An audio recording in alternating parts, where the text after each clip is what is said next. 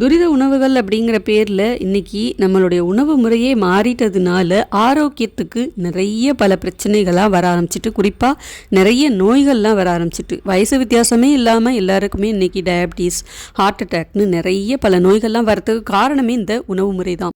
இந்த துரித உணவுகளெல்லாம் கொஞ்சம் கம்மி பண்ணிவிட்டு ஆரோக்கியமான இந்த கேழ்வரகு களியை இப்போ உள்ள தலைமுறைகளுக்கு கண்டிப்பாக நம்ம சாப்பிட சொல்லணும். இது எப்படி பண்ணலாம் அப்படிங்கிறத பார்க்கலாம். அதுக்கு முன்னாடி நம்ம சேனலை யாரும் சப்ஸ்கிரைப் பண்ணலன்னா சப்ஸ்கிரைப் பண்ணிக்கோங்க. இன்ஸ்டாகிராம்லேயும் இதே மாதிரி ஷார்ட்ஸ் வீடியோஸ் நிறைய பார்க்கணும் அப்படின்னா ஐடி ஃபாலோ பண்ணிக்கோங்க. டிஸ்கிரிப்ஷனில் மென்ஷன் பண்ணியிருக்கேன், தேவைப்பட்டால் செக் பண்ணி பார்த்துக்கோங்க. ஒரு பாத்திரத்தில் 1 கப் ராகி மாவு எடுத்திருக்கேன். அதுக்கு 2 கப் தண்ணி சேர்த்துக்கிறேன். அந்த 2 கப் தண்ணியை மொத்தமாக சேர்க்காமல் கொஞ்சம் கொஞ்சமாக சேர்த்து இந்த மாதிரி விஸ்கு வச்சு கட்டி இல்லாமல் நல்லா கரைச்சி எடுத்துக்கணும். நான் கடையிலேருந்து வாங்கின ராகி மாவு தான் எடுத்திருக்கேன். நீங்கள் வீட்டிலையே ராகியை வாங்கி நல்லா கழுவி காய வச்சுட்டு அரைச்சி வச்சுருந்தாலும் அந்த மாவையும் எடுத்துக்கலாம். இந்த ராகி களி பண்ணுறதுக்கு கொஞ்சம் அடிகனமான பாத்திரமாக எடுத்துக்கோங்க. அப்படி இல்லைன்னா நான்ஸ்டிக் கடை எடுத்துக்கோங்க. 2 கப் தண்ணி சேர்த்துக்கணும். 1 கப் ராகி மாவுக்கு 2 கப் தண்ணி, கொஞ்சமாக நல்லெண்ணெய், தேவையான அளவுக்கு உப்பு சேர்த்துட்டு தண்ணி கொஞ்சம் நல்லா அந்த மாதிரி கொதித்து வந்ததுக்கப்புறம் இந்த கரைச்சி வச்ச ராகி மாவை ஒரு தடவை நல்லா மறுபடியும் கலந்து விட்டுருங்க. ஏன்னா அடியில் அந்த மாவெல்லாம் நல்லா தங்கிடும். ஒரு தடவை கலந்து விட்டு இதில் ஊற்றிட்டு கைவிடாமல் கிளறி விட்டுட்டே இருக்கணும். ராகி மாவை ஊற்றுனதுக்கு அப்புறம் நல்லா கட்டிப்பட ஆரம்பிச்சிடும். டக்குன்னு அடுப்பு சிம்மிலே வச்சுட்டு நல்லா கைவிடாமல் கிளறி விட்டுட்டே இருக்கணும். கொஞ்சம் நல்லா ஒன்று சேர்ந்து வந்ததுக்கப்புறமா ஒரு கைப்பிடி வடித்த சாதத்தை போட்டுக்கோங்க. இதில் வடித்த சாதம் சேர்த்து சாப்பிட்டிங்கன்னா இன்னும் ரொம்ப சுவையாக இருக்கும், ரொம்பவும் நல்லாயிருக்கும்.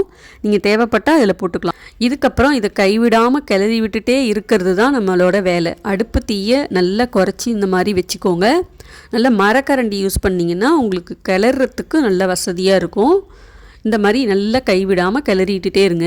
மாவு கொஞ்சம் கொஞ்சமாக நல்லா அந்த தண்ணியெல்லாம் உறிஞ்சிட்டு கொஞ்சம் கெட்டிப்பட ஆரம்பிக்குது பாருங்கள். அப்போ கொஞ்சம் இந்த மாதிரி நல்லெண்ணெய் சேர்த்துக்கோங்க. அப்படி இல்லைன்னா நெய் கூட சேர்த்துக்கலாம். நல்லெண்ணெய் சேர்த்திங்கன்னா இன்னும் நல்லாயிருக்கும். கெட்டிப்பட ஆரம்பித்ததுக்கப்புறம் அடுப்பை ஆஃப் பண்ணிவிட்டு அப்படியே ஆற வச்சுருங்க. நல்லா ஆறினதுக்கப்புறம் இன்னும் நல்லா இந்த மாதிரி கெட்டியாயிடும். இதுக்கப்புறம் நீங்கள் எப்போ சாப்பாடு பரிமாற போகிறீங்களோ அப்போ கையில் கொஞ்சமாக நெய் இல்லைன்னா நல்லெண்ணெய் தடவிட்டு இந்த மாதிரி ஒரு உருண்டையாக உருட்டி தட்டில் வச்சு பரிமாறலாம். சிறுதானியத்தில் ஒன்று தான் இந்த கேழ்வரகு. இந்த கேழ்வரகு உடம்பை ரொம்ப குளிர்ச்சியாக்கும். கோடை காலத்தில் இதை அதிகமாக நம்ம எடுத்துக்கலாம். இந்த கேழ்வரகுல அதிகமாக நார்ச்சத்து இருக்கிறதுனால நீரிழிவு பிரச்சனையிலேருந்து உடல் எடையை குறைக்கிறது வரைக்கும் நிறைய பல ஆரோக்கியமான நன்மையெல்லாம் கொடுக்குது. அதே மாதிரி இந்த ராகி களி அப்படிங்கிறது நிறைய பேர் மறந்துட்ட ஒரு ரெசிபி. ஸோ இதை கண்டிப்பாக நீங்கள் செஞ்சு பாருங்கள். உங்கள் குழந்தைங்களுக்கும் இதே மாதிரியே செஞ்சு கொடுங்க. கேழ்வரகுல அதிக அளவுக்கு விட்டமின் டி, கால்சியம் இருக்கிறதுனால இந்த மாதிரி ராகி களியை டெய்லியே நம்ம ஒரு வேளையாவது நம்ம எடுத்துக்கிட்டு வந்தோம் அப்படின்னா ஆஸ்டியோபோரோசிஸ் இந்த மாதிரி எலும்பு சம்மந்தப்பட்ட நோய்கள் வராமலும் தடுக்க முடியும். எலும்புகள் உறுதியாக இருக்கிறதுக்கு தேவையான கால்சியம் இதில் நிறைய இருக்கிறதுனால இது நம்ம அடிக்கடி உணவில் சேர்த்துக்கிறது ரொம்பவே நல்லது. இதுக்கு நீங்கள் சைட் டிஷ்ஷாக கருவாட்டு குழம்பு, காரக்குழம்பு, புளிக்குழம்பு எது வேணாலும் வச்சு சாப்பிட்லாம், ரொம்ப நல்லாயிருக்கும். சாம்பார் வச்சிங்கன்னா அதை கூட வச்சு சாப்பிட்லாம், ரொம்ப நல்லாயிருக்கும்.